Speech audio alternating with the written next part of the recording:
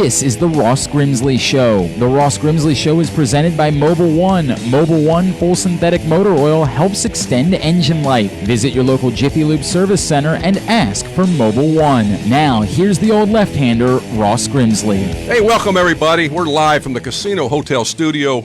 The live Casino Hotel Studio. The live Casino Hotel Studio. Indeed we are. Absolutely. Let's first of all, let's talk about some crabs. It's almost crab time again. I heard you had some recently. Yes, I did. I mean, that's the kind of a habit of yours. It's becoming one, yeah. As often as we can have them. But hard not to when you talk about this place. I know. Costa's Inn, 4100 North Point Boulevard. They're known far and wide for their great steamed crabs and crab cakes. Their nightly specials also include crab cake night on Mondays, rib night on Tuesdays, steak night on Wednesdays, and lobster night on Thursdays. Steak night on Wednesdays, you get a bottle of wine for half price, which you can't beat that. I don't know if there's a better, in adult life, a better pairing than a great steak no, you got and it. A nice red wine. Absolutely. Check out CostasInn.com to find out more information. And if you like crab cakes, they'll ship them to you anywhere. Can't beat that. Yeah, I was just up in New Jersey, and I was looking at a menu, and they had crab cakes. And look, they have crabs up in New Jersey. That's fine. I know. Congrats, you have some blue crabs up there. But I don't trust anything labeled as a crab cake outside of the state of Maryland. Will not get Maryland crab cakes in Denver, Colorado. No, not happening. Those are the hockey pucks. I know. Crazy. You can't beat them. I mean, Costa's Inn, 4100 North Point Boulevard. You know, Pete and Nick treat you great. Oh man, unbelievable. You know who else apparently you can't beat? The Orioles when the Rays are playing. Oh, geez. I mean, look, I've now given up hope. You've heard it throughout the course of the Ross Grimsley Show. My desire for the Orioles to lock up the number one pick. The Tigers are better at losing than the Orioles right now. Well, and credit to Brandon Hyde and company. There are now some players on this roster that are interesting beyond this year. I tell you what, one of the things this month or next month, the Orioles are going to, what are they, 8 wins this month, 8 and something. And too many for me. Well, in previous July, they were 12-12. But coming up in September, they got Washington, the next, they got 20, what? There's probably 28 about games. 30-ish games, yeah, a little something under like 30. that. Well, they play Kansas City, Texas, Detroit, and Toronto. They played 17 times. Yeah, they're 11-11. It should be a really interesting against teams under 500. Look, so they could finish with, in theory, the third overall pick, right? Like the Orioles. That's what they're probably going to do because Kansas City and Detroit play some over 500 teams, and they're a pretty good chance they'll get walloped. It's as a proponent of the be the best at losing thing. It's slightly disappointing, but I can't ignore the strides taken by players like Anthony Santander, who had a 5-hit game, right? Healthy guy, and that bat plays, right? So you can feel comfortable with that bat somewhere in the lineup next year. Stewart's swinging. Stewart's swinging better. He's getting some base hits. Mancini's Mancini. Right. And I think that Hunter Harvey's addition to the bullpen has added a little bit of juice, right? Like, literally and figuratively. This is a kid that has pedigree. And he's got that, and he's got a 98, 99 mile an hour fastball. But when the Orioles allow 5 runs or less, they're 36-27. 5 runs or less. Baseball's pretty simple. Hey, that is 5, and they're over 500 when they allow 5. When they allow 4 runs or less, they're 30-18. So there's only been 48 games where they've allowed 4 runs or less. Yes, and sounds about they're right. 12 games over 500. That's if they get any pitching at all in the future, and it looks like very possible that at the minor league levels, Aberdeen's got a chance to be in the playoffs. Well, they Delmarva, also, and then recognizing that Adley Rutschman was just moved from Aberdeen to Delmarva, as we had speculated earlier when he had signed, and that should be fun. The Shorebirds staff just broke the South Atlantic League record for strikeouts. They certainly did, and they got. I think they have 86 wins. Yep. 86 wins, 40-some losses. Something like that. The 2006 Augusta Green Jackets won 92 games. That sounds – so I get it. Like the Augusta Green Jackets, it's about the golf. thing, and that's clever.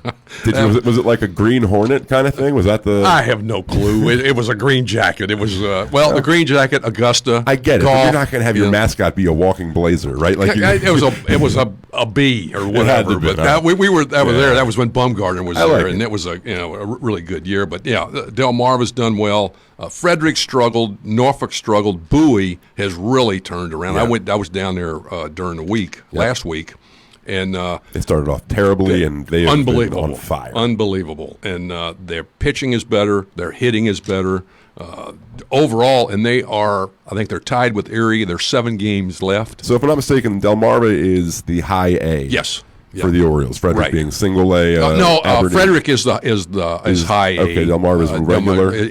Delmarva's low A. The reason that Frederick, and it's interesting that I don't know how they've divvy up the players on the rosters, but it wouldn't surprise me if the level of players on those two teams isn't all that different, so they don't feel the need to jump them from Delmarva to Frederick, right? There is a difference, but not a glaring difference. And a lot of times they'll.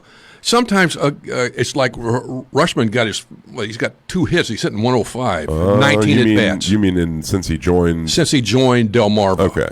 And he's going to be He started fine, slow down in Aberdeen as well. You know that people are going to start, he's hitting $105. And, why don't you ask the pitchers how they like throwing to him? Really. And that's, again, and we talked about, that's the big thing with the O's is pitching. And they're having some getting some arms. They're going to get more. Whether they draft number 1 next year, number 2, number 3, from what I understand, the pitching is going to be there more so than it was this year. I have been an advocate of adding Emerson Hancock to the Orioles organization. That seems to be the only way, at number 1 overall, at least at this point, would be the way to do that. I am going to have to come to grips with the concept that they will not be adding Emerson Hancock to the organization, so I'll figure out another player to fixate on at maybe 2nd or 3rd overall. But there's strides taken, and we've discussed earlier before the show the recent piece on Masson.com by Steve Molesky about just that, the strides taken by the Delmarva Shorebirds staff by a guy in his first year. Of course, we just talked about it, and the name escapes me. I'll pull it up right now. But he was one of the hires that Mike Elias made before the season that was essentially poached from college staffs. And I believe some were community colleges, some were small-level schools, but it seems they handpicked a lot of guys who they felt were gelling with what the message that they were trying to preach was. Holt, so the Ramsey is the last name of the pitching coach. His first name is, of course, Justin Ramsey. And Chris Holt is the member you were talking about. Ramsey was hired away from, like I said, one of those small schools. Community college, He was a closer at Oral Roberts, and they've implemented, and these are the returns that you're seeing. They've implemented a lot of the stuff, and not surprisingly, that we've seen in Houston, or that we've seen the returns. They're doing a lot of stuff on Statcast and TrackMan, getting a lot of information, spin rates, that type of thing, and that's great. You just hope that, and obviously they fired a bunch of scouts, that some veteran guys, and some of the comments I think were made, they haven't been doing their job. Well, you got to understand something. The Orioles had the smallest scouting department in baseball.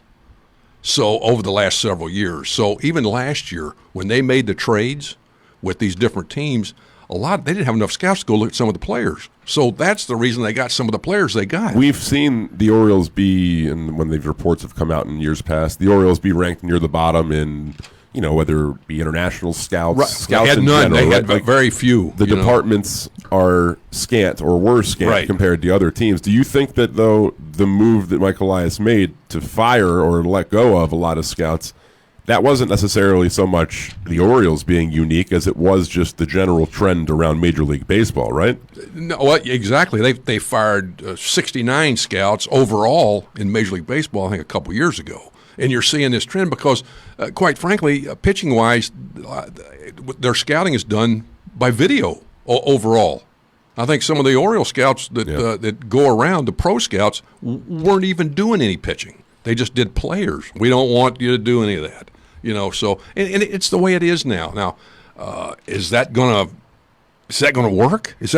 Hopefully, finishing where you finish, the bottom 1, 2, or 3, you're going to get the best players. And the word is that in 2017, this was a move that Eliason made in Houston, right? Oh, like really. If you aren't on board, now this goes against what the book. You read the Astro Ball book, right? I have. Okay, it goes against what the book says. You want to blend the two? No. If you are not on board with analytics, almost 100%, you're not going to be there. Well, there's something to be said. We had we spoke to, I think it was Sigma et al. I'm not positive. I could be escaping me. We might have just been Benjamin Reiter who wrote Astro Ball. Yeah.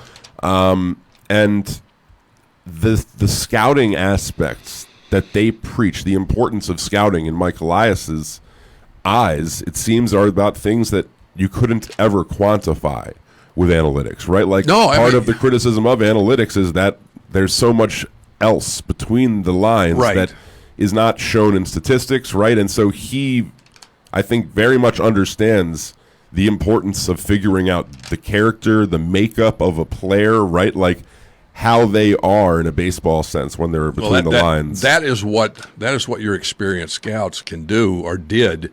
And they're slowly eliminating those guys, which you're going, wait a minute, you need some. Now it's going to be interesting when the season's over at the minor league level and see who they keep and see who they dismiss. Or if they, because he mentioned there will be people brought aboard, right? Like the quotes were that there's going to be. It's not as if these are just a staff reducing. Like they expect that by the end of the offseason that it will be even bigger, right? People can say what they want about the minor league system with the Orioles, but there are some good people there, experienced baseball people with a lot of years that are very valuable. Now, how they look to the people higher up, hard to say. But if they get rid of some of these guys, that is going to be very unfair because they offer more than what a computer guy, an analytics guy, they can't teach. Here's what you need to do. Well, then how are you going to teach them? Who's going to teach them? I think the delicate thing is throughout the Orioles' dark ages, where from '98 to 2011. And I think even to an extent during the successful years with Buck Showalter and Dan Duquette, the idea or what the team failed to have at the minor league level was the consistent message from level to level, right? Like and that is even more so now. You think? And I'll tell you why. Well, look, the fundamentals are completely out the window. Hitting a cutoff man, base running. One of the big problems, the Phillies just had it again. They had Cesar Hernandez, a second baseman, hits a fly ball off the wall, single, didn't run. That's the fourth time this year. You're having it in the minor leagues too. But I think it stretches to beyond. But what happens? They have it in the minor leagues, and you have a lot of young, inexperienced managers. They don't say nothing to them. When the guys at the minor league level don't run. It used to be you're out of the game. Right. Now it's happening more at the major league level, and I'm sure it happens some, but I've heard this more and more now at the minor league level because the younger guys want to be their buddies. They want to put oftentimes they're former players themselves, right? Well, yeah, a lot of them, but a lot of them are young, just coming out, and they played with some of these guys. Right, but it's everything now is you got to put your arm around them, you got to coddle them, you can't get upset, you can't yell, you can't. That's not the way it's done now. But the thing is when the guys don't run, they don't hit cutoff men, and they continually do that, and we see it at the big league level. We see it on the big league level on a daily basis. Just watch the games. I mean, the cutoff man of base running is atrocious. But overall, fundamentally, the guys, the pitchers can't even throw the ball overhand to bases. Over 80% of throwing errors are made by the pitchers that are errors by pitchers. Yeah. And they throw it underhanded. They have because they don't work on it. So then in that sense, like I have to sort of step back and defer to Mike Elias, the scout, his background as a scout, right? And as an evaluator, a very good evaluator, think that he's going to be able to parse through these players and pick the ones that are, fundamentally sound. But I hope that, like, it felt like in the past, like you might have at one level, the batting coach would want you to focus on hitting the other way, right? On the next level, maybe they'd want you to focus on base percentage. And I doubt that was ever focused on ever much. By the way. No, really. Yeah. But hopefully, and your successful organizations that have, everybody, and the old way with the Orioles, everybody, this is how we did it. It's an extension this of is the how Major we did League it. club, yeah. And you had pitching that the guys in AA should be in AAA. AAA should be in a big league somewhere. But you had such a backlog of pitchers, so many, and they just, Mike Boddicker couldn't come up for a lot of years because there was whose place is he going to take? And that's the end goal here for this exactly rebuild, right. Like that's you what Houston's doing right now. And the Giants did it, but winning 3 World Series in 5 years. How they got players is they traded. They got a lot of pitchers in the draft, traded or whatever, got them, and they ended up using those pitchers for players, and obviously kept the best ones. That they had. You can't build a staff like they've got over there in Houston without doing that. No, exactly. I mean, they got, just like we were talking about, there's not a guy on that pitching staff that was drafted by the Houston Astros. I mean, you got since they got a Greinke, they're 15-3. You got guys. Verlander, 15-5, 277 earned run average. Garrett Cole, 15-5, 275 earned run average. Greinke, 14-4, 283 earned run average. And then you got a guy that's Fambler Valdez, 4-6, 514, who just had a good game. But the Astros are 15-3 with a 321 earned run average since Greinke joined them. They got a three-headed monster there, and it's right. Like you can have a week fifth starter is a problem if you're talking about being in game 40 of the regular season. Exactly. As they get closer to the playoffs, they're in. I mean, you look at the teams that are in. Basically, I mean, it's Houston. I mean, they're just trying to get guys ready for the playoffs, and with a three-headed and hopefully the bullpen, and then they got Wade Miley, who's having a good year. But, Cleveland is doing well. They're playing great. They're 3.5 back. It's too bad about Jose Ramirez going to the IR, yes, though. Yeah, and that's going to hurt them, but they're still in the playoff run. IL. But they have Clevenger, Bieber. Shane Bieber. Bauer's gone. Bauer is gone. Kluber's hurt. And they got some minor league guys. Carrasco's coming back, Carrasco's coming back. But, and then they got – Plesac's pitched pretty well down there. Yeah, they got young guys that have came on. Minnesota. Oh yeah! Holy cow! What they're doing?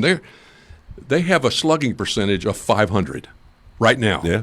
The 1927 Yankees had a 486, I believe, 489. But they're former Orioles doing well over there. I think Nelson Cruz, Scope and Nelson Yep. Cruz got 30-something. They have 11 guys with double-digit home runs. We recognize the baseball's juice, but that's still a power-laden that's lineup. more than that's crazy, yeah. But 6 of them have 20 or more home runs. I think Scope has 17. He's hitting 260, 250 something. He's played a decent. But and their pitching is fourth in the major leagues. Barrios is a true top of the rotation guy. Odorizzi's pitched great this year. I mean, they got Gibson's not too bad. No, and he's a guy that's been there for a while. But and their bullpen has been doing a good job. But 418 earned run average. It's I think 8th in the major leagues. But they've been doing well. The Yankees. I tell you, the Dodgers. The Dodgers' biggest problem is who's going to be on the roster for the playoffs. Better than that, who they're going to take off because they got guys coming back and they're good now. Prospects that could come up right now and help anybody. That's part of the thing. Like their bullpen concerns, like when they didn't add anybody, and I don't know why they wouldn't just slide one of their young arms the way that David Price was used in that role for the Rays, right? Like, why not just use one of these young starters? They got the best team in baseball, I think. And that Will Smith kid. Oh, there's a couple Will Smiths. There's another guy. There's a reliever out there who was, I think, a former Giant, got traded, and then the catcher now. Yes, in the Dodgers system, who's had like 12 homers in his first 30 games. But you got the Yankees, you got Tampa Bay with their pitching, and they're getting all these teams got injuries, and the Yankees especially. What a cluster that is, and you can hit like they do, though. Yeah, and Didi went down, Gregorius went down again, and it's Cleveland. They're rotating the Mets. What do you make of the NL wildcard race right now with the Cubs? It is. St. Louis just lambasted somebody last night, 19-2. I think I forget Milwaukee. They beat Milwaukee. So I think it's. I mean, they got 4 or 5 teams within 2 games. Yeah, it's extremely tight. And so the best. You say if you were a gambling man, you'd be staying away from that. Hard to, really. And then look in the American League, you got Cleveland, you got Oakland, you got Tampa Bay. I think Oakland's a team to beat there.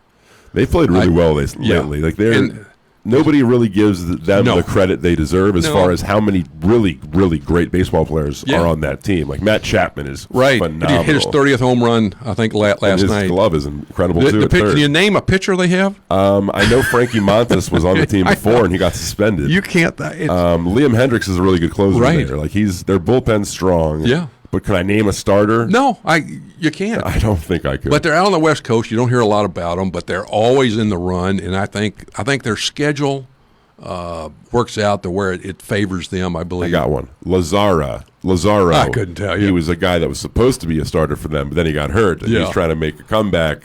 But that's all I got. The A's are perpetually competing despite people putting them up against the odds. Tampa Bay has the problem with injuries. Yeah, that's crazy. And you saw a couple of the openers they had against the O's. What do you make of have you seen a better start offensively to a career than what Bo Bichette's been doing up there in Toronto? Unbelievable. I mean, they're a young team. The Orioles play them well. I think they're, what are they, 7-6 against them or something like that? They're the only team in the division where there's any hope. Really? But, yeah, I mean, again, like I said, the O's score runs. It's just a matter, if you give up 5 or less, you got a chance of winning.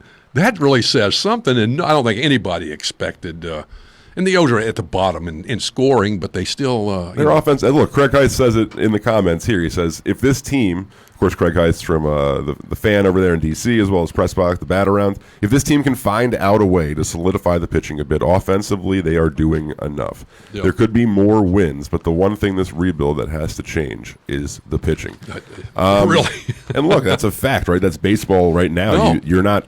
And it's becoming harder and harder with the way the ball's changing, right? Everywhere. You look at I think the earned run average, the last I checked, the starters were 452, the relievers were 454. And how much of that is the control issues you mentioned before? A lot. It's a lot, but using the bullpen their way they're using it and not having your starters be able to go more than 5. You get 5 innings out of them, hooray. But it's the whole 40-man roster you got to use, and you got to use it. You got to hope which is going to be gone. Well, the expanded roster in September is going to be gone next year. Yeah, this is a bonus. So enjoy it while it lasts, managers. But yeah, I mean the O's hitting wise, I mean that could improve because they're 23rd in batting average, 245, 25th in on base percentage, 308, slugging percentage, 412, 25th in runs scored. They're toward the bottom, and they're still, they're still fighting. The offense looks halfway decent, Look, it's a weird thing. It's kind of the scenario where we discussed it before the season, right? Like where you kind of have wins, and they're coming from players who you don't know whether or not are going to be a part of this moving forward. So you feel good about it, but you also feel kind of confused about it. And Nunez hitting 251, 28 home runs, 76 ribbies, leads the team in home runs and ribbies. Mancini's doing what he's doing. Let's be serious. Would any team worth their salt this year be giving him consistent at bats? No, really, right? Absolutely not. But here's a guy that showed that he could do it. Santander and Hanser Alberto, 2 guys. Alberto's hitting 314. He's hitting 400 against left-handers. So here's a guy that they've all increased their value basically. Now, see if somebody were a platoon looking for a platoon glove kind of thing. VR is interesting because you just don't know what he's going to do. Defensively, offensively. Offensively, he's going to hit some home runs. He's 20 home runs. Yeah, he's certainly toolsy. Yeah, but he just running the bases. He gets kind of out of control the at times. Tool, the baseball IQ at times. I don't know. I don't know what if he just tries to. Make things happen, but I'm going, you got to be smarter than that a lot of times because, these guys, you're playing for the Orioles, you're also playing for 29 other teams too. No doubt. And that's especially, that's and some of the good guys. Teams see some of that, and they just go, wait a minute, I don't know if I really want to take a chance on him.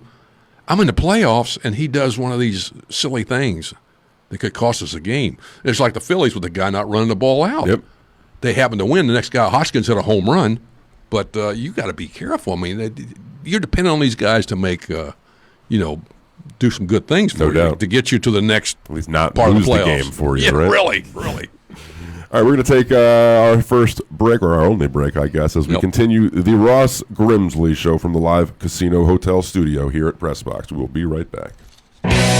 Baltimore's favorite bar is just 771 feet from home plate at Camden Yards. Sliders Bar and Grill is at 504 Washington Boulevard, just steps away from Camden Yards. It's the perfect sports bar for every season. This is the perfect time to book your private party or take the office to lunch. Feeding clients, take them to Baltimore's neighborhood sports bar, Sliders, for great food and drinks with some local atmosphere. You can book your private event on the second floor or on the outside patio, both overlooking the best stadium in baseball. See all of Sliders' daily specials or book your party at slidersbaltimore.com. Sliders, Baltimore's neighborhood sports bar. Visit them today.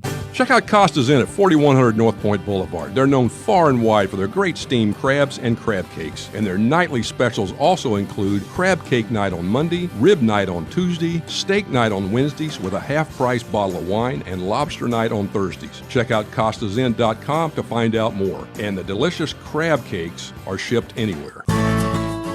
The Ross Grimsley Show is sponsored by Jerry's Tire, located in Baltimore City, just steps away from Little Italy and historic Jonestown. Jerry's not only sells all the major brand tires like Bridgestone, Michelin, and Continental, but is your go-to shop for everything from oil changes to factory scheduled maintenance. All repairs are backed by a nationwide warranty. The team over at Jerry's has been serving the Baltimore area for over 62 years and are eager to earn your business. Give them a call at 410-685-4330 or visit them online at jerrystires.com to shop for tires and schedule an appointment. That's Jerry's, GERRYS, tires.com.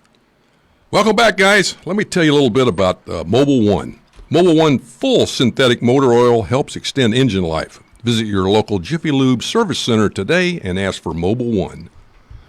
Outstanding. No doubt. We were talking a little bit off the air. The Players Weekend, where the players are able to put a nickname on the back of their uniforms. You mentioned the execution could have maybe been a little bit better, where the letters were couldn't see it visible. I'm looking at my wife goes, "Are you kidding me? That looks terrible." I'm going. She goes, "Why are they? Everybody's got them on." I'm going, "Yeah, honey, it's the way it is today. It's nickname day or something." But yeah, you couldn't see the names or anything on the white uniforms. And the black was interesting, but and then you had to wear the white uniform. You had to wear the black hat. I don't know what they're doing with the whole design fashion thing of it all. I'm not sure what would your nickname have been on your jersey, though? Scuzz. Scuzz? Yeah. You see my ball card? I haven't. All the hair.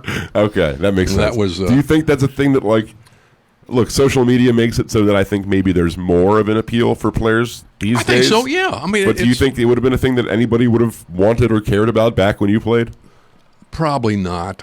I mean, it was obviously the game was played differently and thought of differently back then. It would have been kind of trivial.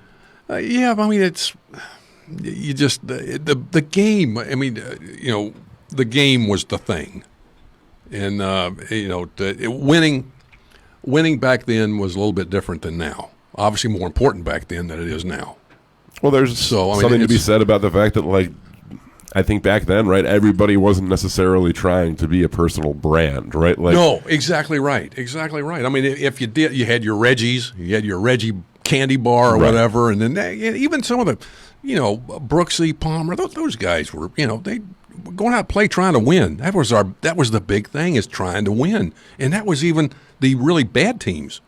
You still tried to win, and you had some pretty good pitchers on each team, but obviously not as consistent as the good teams.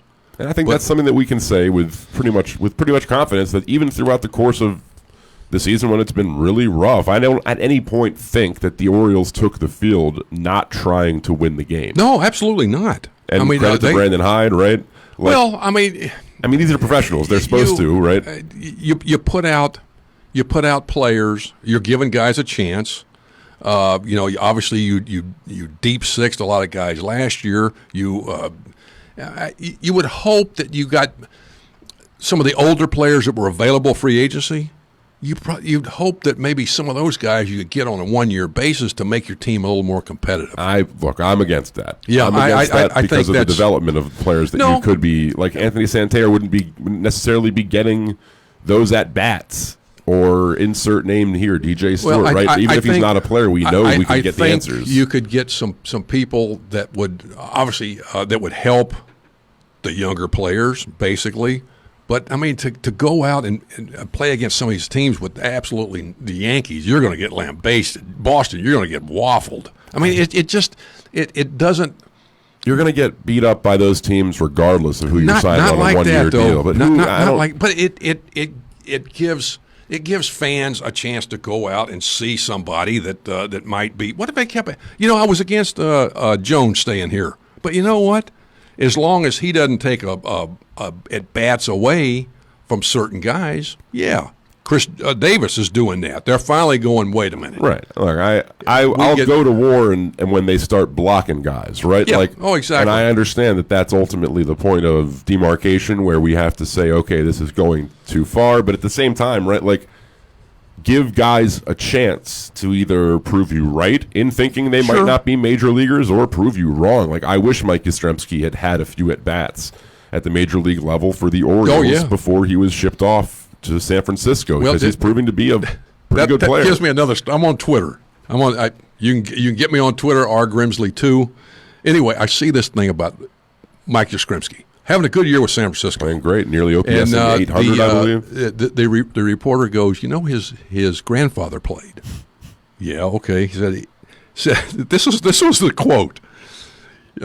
He played back in the day when the game was different. He was a pretty good player. Some think he could be a major league player today. Okay, this guy's in the Hall of Fame, 285 hitter, 452 home runs, over 1,800 RBIs, on base percentage of 379, slugging 462, and I had to write back. I'm going, you're right.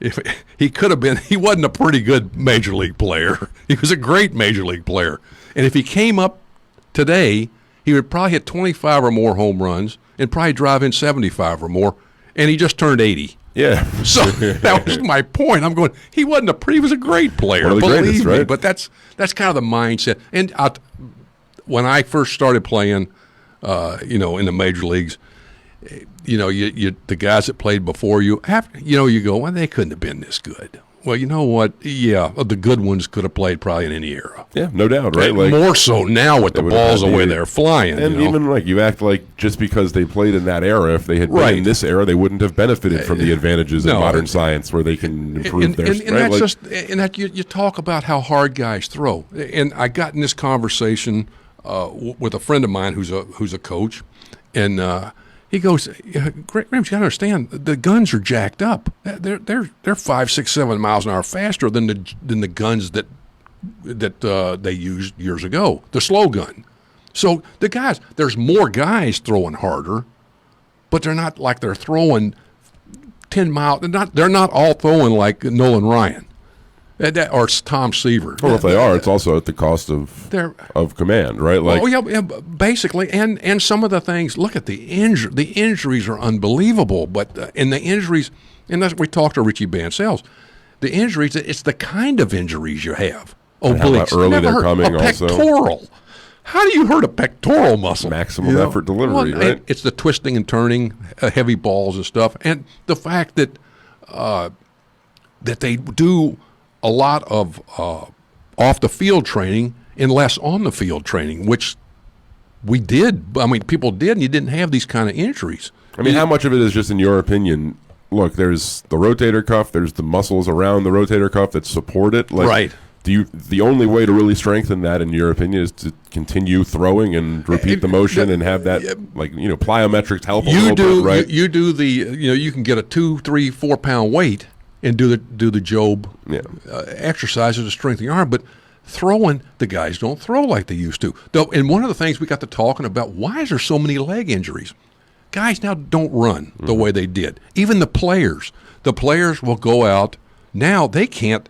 You had to run hard to first base 4 times, possibly.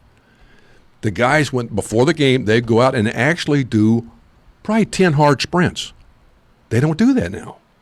They may not do any. They may just go out and do a couple of jogs, blah, blah, blah, and then you run and you hurt yourself. Well, of course you're going to hurt yourself. Pitchers. You got the guy up in New York last year, tagged up on a fly ball and strained both his hamstrings. They don't run that's you can't simulate running by running on a treadmill, running on an elliptical. You can't do it. You have to actually run. There's also a benefit to running in that it helps your stamina as you're on the mound, right? Absolutely. But again, you only pitch 5 innings. How much you got to run? But still, the more you run, and we talked about this a lot, that you don't see guys years ago not be able to pitch because of leg injuries. And that's just, like I said, there's more stuff done in the weight room, which is fine. But you got to do stuff on the field. You got to throw. You got to run. You got to do, PFP. Yeah, a lot of things you don't have time to do it because there's so many things done off the non-baseball stuff. Sure. I think there's more non-baseball stuff done that you don't really need to do. You need to do more baseball stuff, and you won't see a lot of these injuries. But, that's something, again, you got to blend the two. It's like scouting and analytics. You blend the two. The people that do that, because there's a lot of analytical stuff that you really don't need. Do you need to know how hard the ball was hit? I know when a ball is hit hard. I understand the value in it, as a fan, I think in particular, the value of statistics like average exit velocity. That tells me that, okay, these 10 players here are consistently hitting the ball the hardest of anyone in baseball. So, I can appreciate... That's what Tampa Bay does. Right. They get guys that hit the ball. But you know what? If you watch the game, you know that. But that's another problem. Guys, they don't watch the game, and when they do watch it, they don't see what they should see. It's like, I listen, but do I hear? And Sure. and that's one of the problems, that they don't. What does this guy got? Well, there he is. Watch him. Watch him. He'll show you what he's got. But you're busy looking at a book or looking at the iPad to see what this guy has done. And they play everybody. Everybody's in the shift. No matter what. I see the shift get burned more now because guys hitting the ball the other way, the ground. We see it in the Oriole games. If the shift is good, depending on who the hitter is and what the situation is. I don't think they take into consideration the situation a lot of times, who the hitter is, what the count is. If they hit and run, if they hit and run more, you would have, and you see it now, you'd have guys all over the place. I don't know if hitters these days hit and run is something they can. They don't. Launch angles. They don't, exactly because there's a lot of swings, right? swing and misses, and you got to have guys that can control the bat, which. The guys don't play pepper. That was a thing that they did in the past that it helped with the hand-eye coordination and putting the ball in play. But your better hitters, they can take advantage of that, which you don't see. And it's like I said, the game has changed how it's played. The game's the same, it's just played differently. So it's what it is. But I thought the Grimsley thing was that was cute. Comical. That was really cute. Yeah. Today's show also brought to you by the fine folks over there, 771 feet away from home plate. 707. They did that by laser. Baltimore's favorite bar, Sliders. Sliders Bar and Grill, just steps from Camden Yards. Perfect sports bar for baseball season and all other sports. Big events, dozens of TVs. Daily specials include Mexican Monday, Wing Ding Wednesday, Bloody Brunch Sunday, and more, with different drink specials every day of the week. You can also book your private parties at Sliders' big upstairs area. Yeah. Also the outdoor patio overlooking Camden Yards. Sliders, Baltimore's neighborhood sports bar. See them at slidersbaltimore.com, and be sure to visit Sliders, 771 feet away.